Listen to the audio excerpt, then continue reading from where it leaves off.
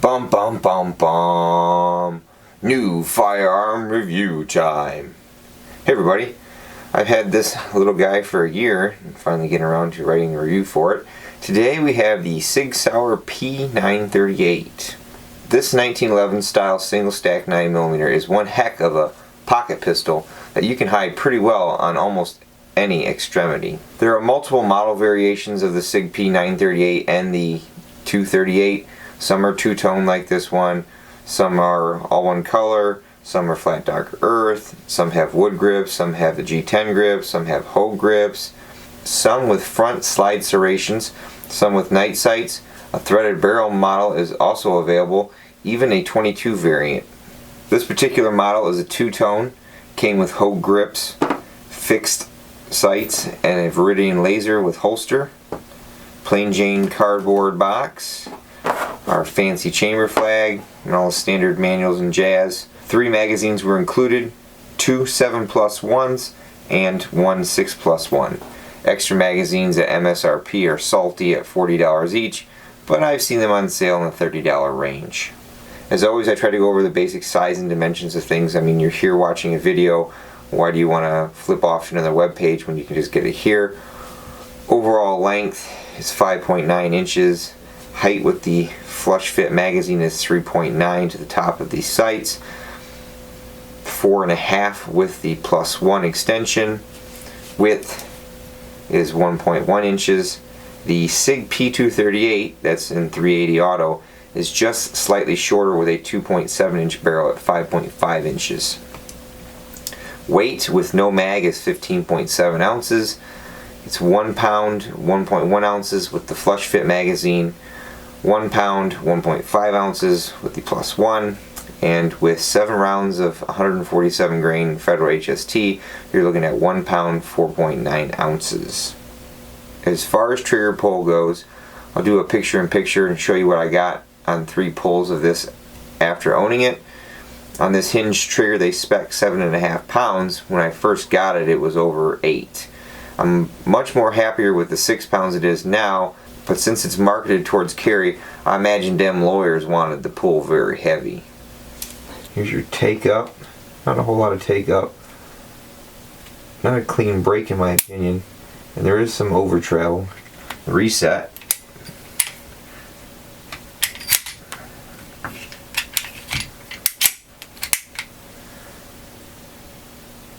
It's right there. Almost all the way out. Try to show you this over travel. Get it just right. You can see the little amount of over travel there. The Sig P938 is made in the USA, has a stainless steel slide, alloy frame, external extractor, and has ambidextrous manual safeties. I've read you can order a few of the P238 parts if you want to remove the right side safety. The magazine release is only on the left hand side and is not switchable. The rubber overmolded grips from Hogue that came with it were pretty nice, but I swapped them out for a set of double diamonds from VZ Grips. Checkering on the rear mainspring housing is good, as well as checkering on the front of the frame down here. Didn't really have any grip issues. I just like the VZ Grips better. They're lower profile. The sights on this model are a standard 3-dot configuration. They are made of metal. Night sights are available. I like that both the front and rear sight are somewhat elevated off the gun, so if you did have to rack it on the side of a table or another object, that seems to be easily done, and with being metal, you know you're not going to break them. One thing to note about the magazines, if you plan to carry extras with you, the top round likes to kind of stick up at an angle a little bit, so if you pull this out of your pocket wrong, you could potentially snag that top bullet on something and dislodge it, but you have to pull it pretty hard. Like I said, I carried a spare mag with me, I just threw it in my pocket and I never snagged it on anything when I pulled it out with doing some practice. Magazines do insert fully loaded on a closed slide. I did not have any issues with drop-free magazines when testing the gun. They drop free pretty easily, so that's definitely a good thing there. The Viridian laser that came with this unit's nice, easy to install. 3 little screws take out. You pretty much snap this in place on the front of the gun like so. I'm not much into lasers. It does lend a little to itself under the overall looks of this 938, but like I said, I'm not going to really use it. It has a holster that has the little arming device in it, so if you were to draw the gun out of this holster, it would arm the laser. As far as takedown, it's fairly straightforward. Not as easy as some of the semi-auto polymer pistols, but it's like other 1911s. You essentially need to retract the rear slide to the takedown notch here, and you'll push the slide stop or slide release out from the right to the left side. Can be a little tricky. Holding it right there to push that out. But it should come out like that. And then you can just slide the slide right off the frame. Here's the frame of the gun. Not much to write home about. Here's the ejector back here. Make sure when you reassemble the gun, you make sure you push this down into the frame so the slide can go all the way back on. Recoil spring is not captive, but there's only one. Push it forward, pull it back. Online resources say to replace that spring after 1,500 rounds. It's a flat spring. Take it off the guide rod. Barrel just tilts out. And that's pretty much all for a basic field strip. As far as chamber support goes, this barrel has really good chamber support. There's just a little bit of exposed cartridge on the bottom side of that feed ramp, but otherwise it's really good. As far as reassembly goes, barrel goes in first, tilt it, insert it, make sure it's back. Grab your guide rod. The notched out side will sit down on the barrel and the arched side will face up. Put your spring back on the guide rod, put it in the hole, start pushing, trying to make sure the spring isn't going to shoot out and hit you in the face. Like that. There you go. Grab your frame. Like I said, make sure the ejector is pushed down.